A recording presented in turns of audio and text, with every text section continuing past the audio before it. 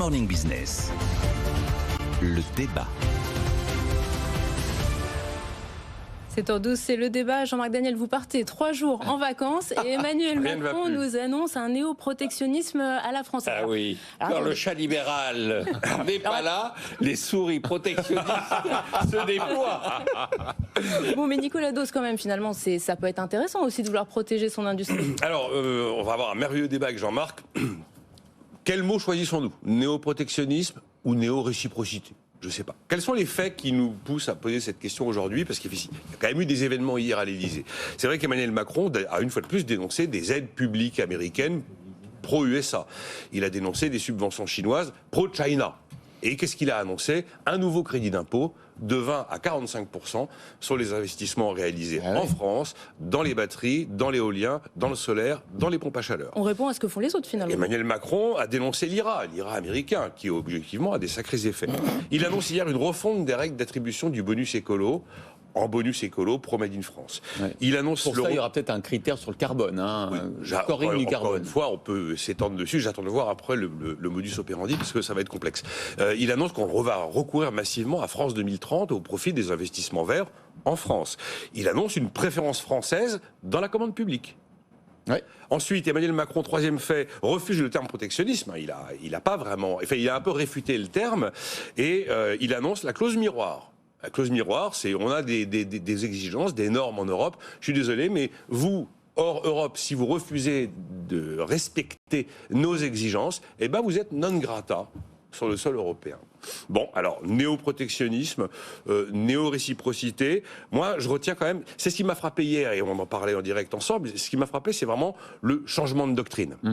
Après des années de politique du tout concurrence débridée en Europe... Au profit du consommateur. Du consommateur français. Ah ouais. Là, on est vraiment devant une politique de l'offre assumée au profit du producteur français.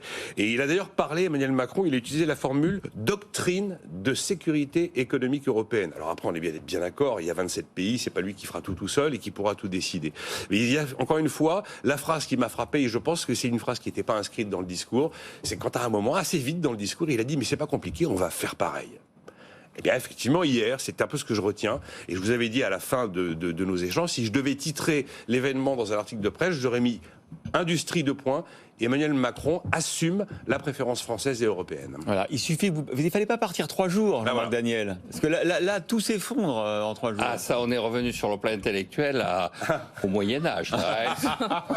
Je veux dire, tous ces débats, encore une fois, ils existent depuis le 19e siècle sur le fait que c'est le consommateur, c'est la population qui s'appauvrit à cause du protectionnisme, que l'objet de l'économie, c'est de donner du pouvoir d'achat à la population et pas d'accumuler des cheminées qui fument, d'accumuler des lieux où les gens se rassemblent pour produire. C'est une vision soviétique. C'est fini les cheminées qui fument. Oui, mais on va... Comme disait quelqu'un, on avait un invité qui disait, objectivement, vous passez à côté d'une usine aujourd'hui, vous ne vous rendez même pas compte que c'est... Ah oui, mais ça, je suis tout à fait d'accord. L'usine d'aujourd'hui, c'est quand même votre vision pro-consommateur et donc pro... Mais c'est nous les consommateurs, c'est nous les contribuables.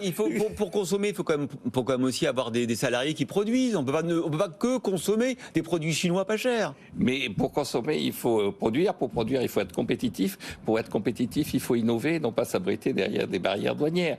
Pour produire, il faut avoir des ingénieurs et pas des fiscalistes. Pour produire, il faut avoir des gens qui inventent le monde de demain et pas ceux qui ont la nostalgie du monde d'hier. Et donc, je pense que... Mais là, on n'est pas en train d'inventer le monde de demain avec l'hydrogène, les pompes à chaleur, les semi-conducteurs, les batteries électriques, la voiture électrique. Ah oui, c'est ça, oui. Mais on l'avait inventé dans les années 60. Ça s'appelait le plan calcul. Ça a coûté combien aux consommateurs et aux contribuables ? On l'a inventé dans les années 80. Ça s'appelait le Minitel. Le Minitel, tout le monde nous l'envoyait. Personne ne nous l'achetait. Et donc, voilà. Mais là, on va acheter nos batteries. On va acheter nos batteries. Les Chinois vont acheter nos batteries. Voilà, il n'y aura plus des cheminées qui fument, il y aura des batteries. On alignera des batteries dans des hangars et on viendra les photographier avec émotion et on enverra les photos au président de la République en disant « Tout va bien, monsieur le président ». Et puis pendant ce temps, la population s'appauvrira et achètera directement des produits. Mais comme chinois. le disait Nicolas, les autres font ça. Les Américains font ça, les Chinois font ça. Ils subventionnent leur industrie. C'est vrai que j'ai parlé de néo-réciprocité. Oui. Eh bien, écoutez, c'est une bonne nouvelle que le contribuable chinois soit sollicité pour donner du pouvoir d'achat aux consommateurs français. Après tout, que le consommateur français en profite. Et le salarié français, qu'est-ce qu'il fait pendant ce temps-là? Eh bien, le salarié français, il fera des produits. On lui verse un revenu minimum universel, c'est ça? Et il fait rien? Oh non, parce que le salarié français, depuis le plan calcul, il est passé dans d'autres industries. Le salarié agriculteur français qui était protégé par Méline en 1892, il est changé de métier, alors qu'on l'a maintenu artificiellement dans une agriculture qui était sous-productive. Non, le protectionnisme, il a un bilan. Il a un passé, et le moins qu'on puisse dire que c'est un passé qui est un passif, pour reprendre une expression du président Mitterrand.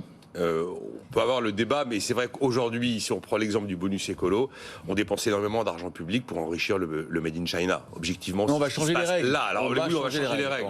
Mais c'est cohérent de considérer qu'il est anormal de dépenser l'argent du contribuable pour enrichir des producteurs chinois. En plus, ça va être un bonus carbone. Vous devriez être content pour votre fille. Oui, mais pour ma fille, je pense qu'il faut mettre un prix au carbone et pas ruiner son père. Bon. Écoutez, restez avec nous parce qu'on n'y arrivera jamais.